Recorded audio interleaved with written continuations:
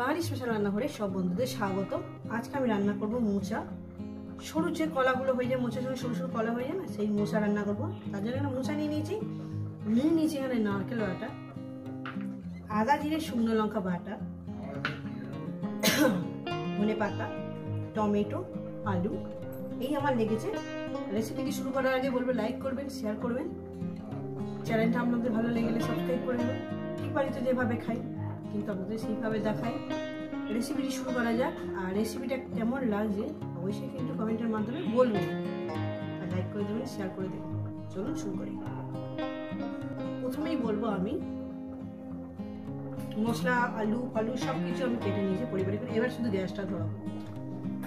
Gas ধরিয়ে দিয়েছি, কড়া বসিয়ে দিয়েছি। এবার আমি তেল দিয়ে দেবো। রেসিপিটা কেমন লাগছে বলবেন, আর এইভাবে বানিয়ে খেয়ে দেখবেন।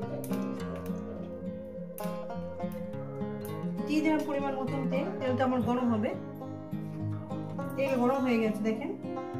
দিয়ে দেবো জিরে, দিয়ে দেবো গোটা শুকনো লঙ্কা। গ্যাসটা আস্তে করে দিই।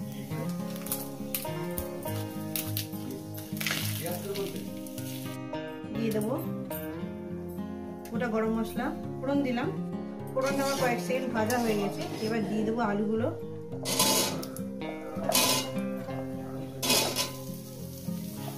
আলুগুলো দিয়ে গ্যাস একদম আস্তে আছে আমার,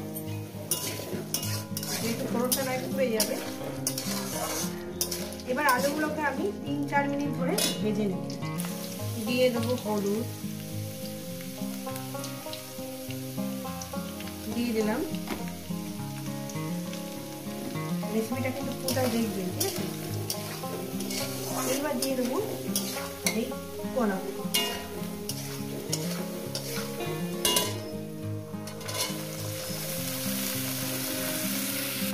কলাগুলো আমি সব দিয়ে দিচ্ছি দেখেন। এবার এগুলো ভেজে নিতে, ভাজার কলা 7-8 মিনিট 9 মিনিট 10 মিনিট ভাজতেই হবে, ঠিক আছে? এখন এখানে কোনো জল টল আমি কিচ্ছু দেবো না, শুধু এটা ভাজা হবে। স্বাদ মতন লবণটা আমি দিয়ে দেবো।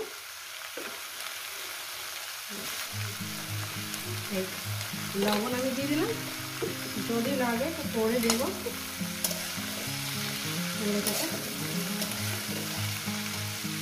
গ্যাসটাকে মিডিয়ামে রেখে আমি একটু চাপা দিয়ে দেবো। এবার দিয়ে দেবো আপনার জিরে, মশলাটা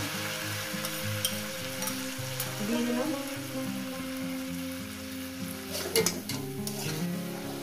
মিনিমাম 10 মিনিট ধরে আমি এই মোচাটাকে, কলা দুটো মোচা, এটাকে কষিয়ে নিয়েছি। হলুদটা আমি আগেই দিয়ে দিয়েছি। এবার এই মশলাটা দিয়ে কষবো। দিয়ে দেবো এখানে ঘি, প্রায় অনেকটাই গলালে অন্তত 2-3-4 চামচ ঘি হবে। দিয়ে দিলাম। নারকেলটাও দিয়ে দেবো, একসঙ্গে ভাজা হবে, কষানো হবে। রান্নাটা কেমন লাগবে অবশ্যই কিন্তু কমেন্ট করে বলবেন। ভালো লাগলে লাইক করে দেবেন, শেয়ার করে দেবেন। এবার এটাকে শুধু কষানো হবে, কোনো জল টল কিছু করবে না। আশা করি এইভাবে রান্না করে খাবেন, ভীষণ ভালো লাগবে। মিষ্টিটা এখন আমি দেবো না, ঘিটা দিয়ে দিয়েছি। মিষ্টিটা এখন আমি দেবো না, নামানোর আগে মিষ্টি আর গরম মশলা,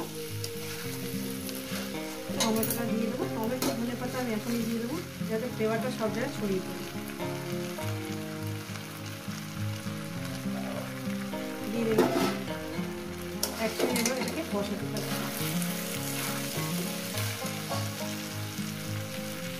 এখানে আমি একটু চাপা দিয়ে দিলাম। আর একটু লবণ লাগবে আমার, লবণ দিয়ে দিলাম। মিষ্টি এখন দেবো না, এখন আমি করতেই থাকবো।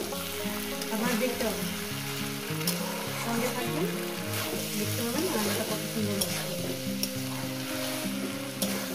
চাপা দেবো আর রান্না করবো। এরপর দিয়ে দেবো আমার মিষ্টি, মিষ্টি দিয়ে দিলাম স্বাদ মতন। এইবার দিয়ে দেবো গরম মশলা, দিয়ে দিলাম। আমি এখানে কোনো জল ব্যবহার করিনি, আমি শুধু ওই ঘেমে একদম গ্যাস আস্তে আছে, ঘেমে যে জলটা পড়ছে সেই আছে আমি রান্নাটা করছি। অনেক টাইম ধরে রান্না করছি, অনেক টাইম ধরে।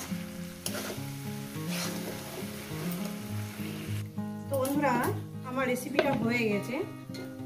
এই রেসিপি যদি আপনাদের ভালো লেগে থাকে অবশ্যই কিন্তু কমেন্ট করে জানাবেন, লাইক করে দেবেন, শেয়ার করে দেবেন, চ্যানেলটা ভালো লেগে গেলে সাবস্ক্রাইব করে দেবেন। আবার দেখা হবে নতুন রেসিপির সঙ্গে। সবাইকে বলবো সুস্থ থাকবেন, ভালো থাকবেন, আর আমার নিত্য নতুন ভিডিও দেখবেন বন্ধুরা।